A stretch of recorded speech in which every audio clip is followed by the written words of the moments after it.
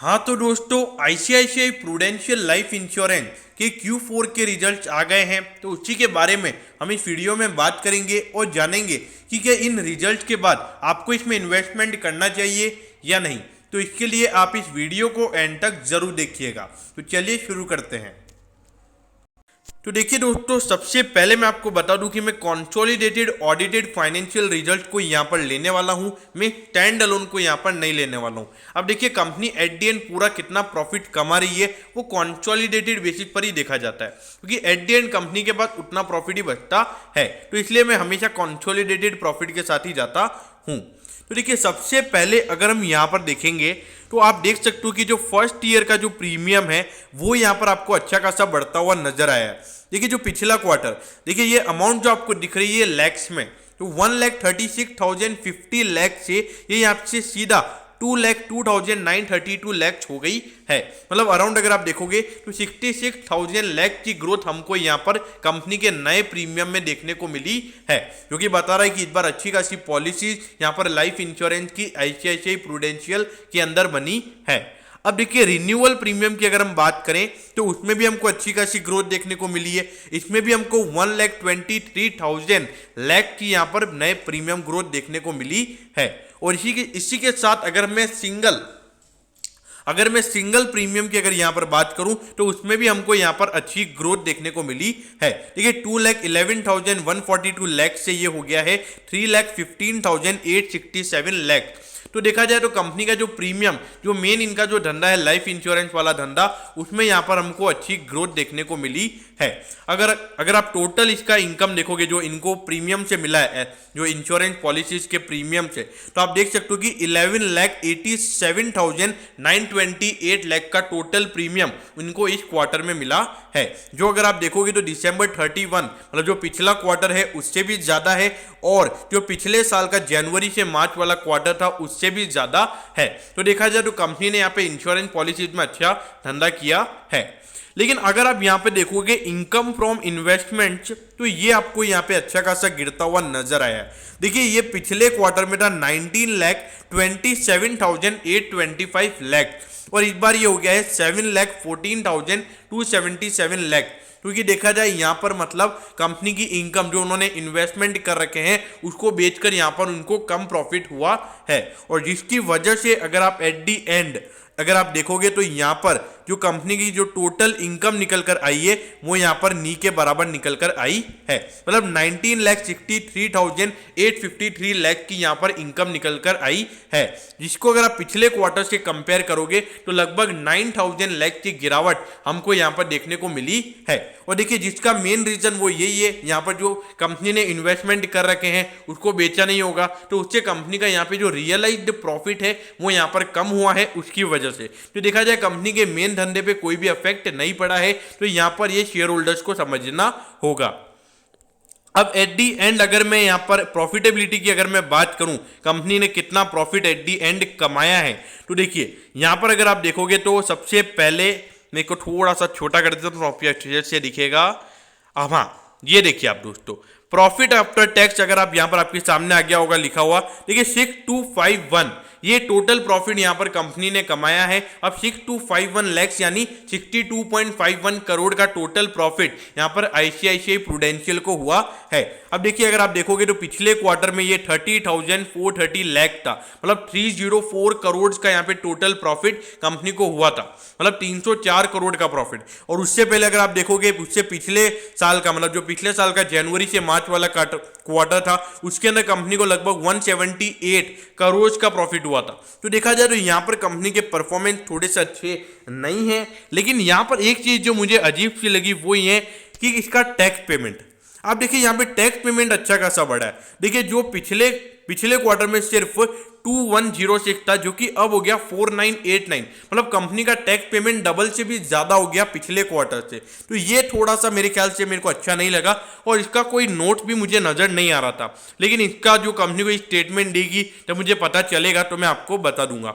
तो देखा जाए तो मेन यहाँ पर जो रिजल्ट जिस वजह से यहाँ पर कम आया है उसका रीजन यही है कि कंपनी ने जो इन्वेस्टमेंट कर रखे थे उनको यहाँ पर बेचा नहीं है, तो जिससे रियलाइज प्रॉफिट है वो यहाँ पर इतना निकल कर नहीं आया है। ऑल्दो जो इसका मेन धंधा है, मतलब जो इसका इंश्योरेंस का धंधा है, वो लाइफ इंश्योरेंस का, उस धंधे में यहाँ पर कोई भी इश्यूज नहीं है। क्योंकि मैंने आपको बताया कि जिस तरीके का प्रीमियम ग्रोथ हमको यहाँ पे देखने को मिला है, क्योंकि साफ साफ बता रहा है कि कंपनी ने नए इंश्योरेंस अच्छे से जोड़े हैं, क्योंकि इसका जो लॉन्ग टर्म पर्सपेक्टिव है वो यहाँ पर अच्छा नजर आता है।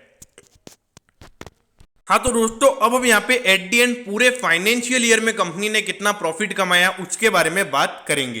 तो ये देखिए 95,616 लाख का यहाँ पे टोटल प्रॉफिट यहाँ पर कंपनी ने कमाया है इस क्वार्टर के अंदर, सॉरी इस क्वार्टर नहीं, इस फाइनेंशियल ईयर के अंदर, मतलब अप्रैल से लेके मार्च तक कंपनी ने 956.16 करोड़ का प्रॉफिट कमाया है।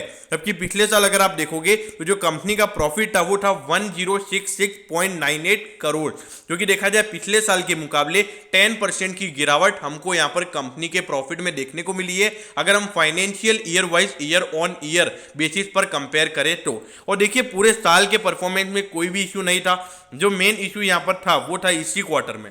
इसी क्वार्टर में कंपनी ने अपने इन्वेस्टमेंट को कुछ बेचा नहीं ज्यादा, क्योंकि हमको पता है कि मार्केट की सिचुएशन कैसी थी, तो ज्यादा प्रॉफिट बुकिंग यहाँ पे मार्केट में इन्होंने नहीं की है। तो इसकी वजह से यहाँ पर देखिए जरूरी नहीं कि पूरा मार्केट में इन्वेस्टमेंट है, कहीं और भी डेट सिक्योरिटीज हो सकती है और अलग अलग सिक्योरिटीज में यहाँ पर इन्वेस्टमेंट हो सकता है, क्योंकि देखा जाए वही एक इश्यू है, बाकी मेन धंधे पे कोई भी इफेक्ट नहीं पड़ा है। तो जो भी इसके शेयर होल्डर्स हैं मेरे ख्याल से इसको नेगेटिव नहीं लेना चाहिए। और हाँ दोस्तों, ये जो 2 रुपए आपको यहाँ पे नजर आ रहे हैं, ये कंपनी ने यहाँ पे डिविडेंड डिक्लेयर किया है, मतलब जो भी इसके शेयर होल्डर्स हैं, अगर आपके पास इसके 10 शेयर पड़े हुए हैं तो आपको 20 रुपए का डिविडेंड यहाँ पर इससे मिलेगा। तो देखिए यहाँ पर अगर आप कंपनी का यहाँ पर अगर चार्ट देखोगे तो देखिए पिछले कुछ सालों से अगर आप देखोगे तो कंपनी का जो परफॉर्मेंस था 17, 18, 19 में तो कंपनी ने अच्छा परफॉर्म किया था, लेकिन पिछले साल जो कंपनी का रेवेन्यू था एकदम आधा हो गया था, और इस बार भी हमको रेवेन्यू गिरता हुआ नजर आ रहा है और प्रॉफिटेबिलिटी भी हमको यहाँ पर गिरती हुई नजर आ रही है। लेकिन देखिए उसका रीजन मैंने आपको बता दिया है कि जो कंपनी ने इन्वेस्टमेंट किए हुए हैं वहां पर ज्यादा प्रॉफिट बुकिंग नहीं हुई है, तो उसकी वजह से यहाँ पर ये आपको कम दिख रहा है। बाकी ऑल्दो मेरे ख्याल से जो इंश्योरेंस का धंधा है उसमें अच्छी खासी ग्रोथ देखने को मिल रही है, तो वो मेरे ख्याल से एक पॉजिटिव इंडिकेशन है।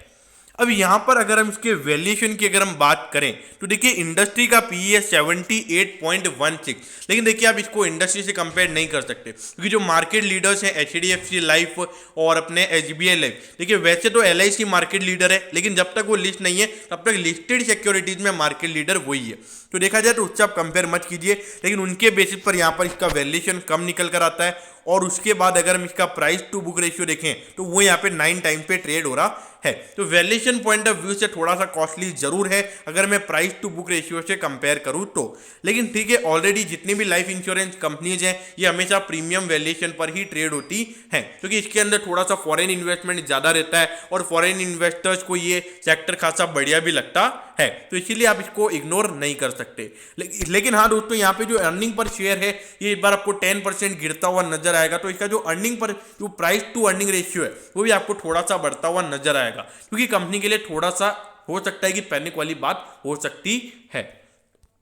अब यहां पर अगर हम इसके शेयर को देखें तो 452 रुपीज पे ये शेयर अभी ट्रेड हो रहा है, और अगर देखा जाए अपने हाई का इसका 537 का इसका हाई है, तो मतलब अगर देखा जाए 17% का अराउंड 15 से 17% का करेक्शन ऑलरेडी शेयर में हो चुका है अगर हम इसके पीक से बात करें तो। लेकिन देखिए पिछले कुछ समय से ये इसी लेवल पे ये घूम रहा है, और मेरे ख्याल से जो रिजल्ट अभी आए हैं हो सकता है मार्केट इसको नेगेटिव ले सकता है। लेकिन देखिए जो मेन इसका धंधा है इंश्योरेंस पॉलिसीज का, तो हमको उसके ऊपर फोकस करना चाहिए, क्योंकि देखिए अगर एट दी एंड जो प्रॉफिट ये कमाएगा तो मेन वही से कमाएगा, क्योंकि इसकी जो अदर इनकम है उसको हमको देखना होगा, वो टेम्परेरी इनकम होती है, मतलब कभी वो इनकम ज्यादा हो जाती है, कभी वो इनकम कम हो जाती है, तो पूरा हमको उसके बेसिस पर नहीं देखना चाहिए। तो मेरे ख्याल से जो अगर यहाँ पे आईसीआईसीआई प्रूडेंशियल लाइफ इंश्योरेंस के अंदर लॉन्ग टर्म इन्वेस्टेड हैं वो यहाँ पे इसको पैनिक नहीं होना है, एकदम बने रहिए। हो सकता है आपको ऐसा लगे कि यार बहुत ज्यादा प्रॉफिट गिर गया, लेकिन मैंने आपको पूरा अच्छे से समझा दिया है कि बैलेंस मतलब जो इनकम स्टेटमेंट था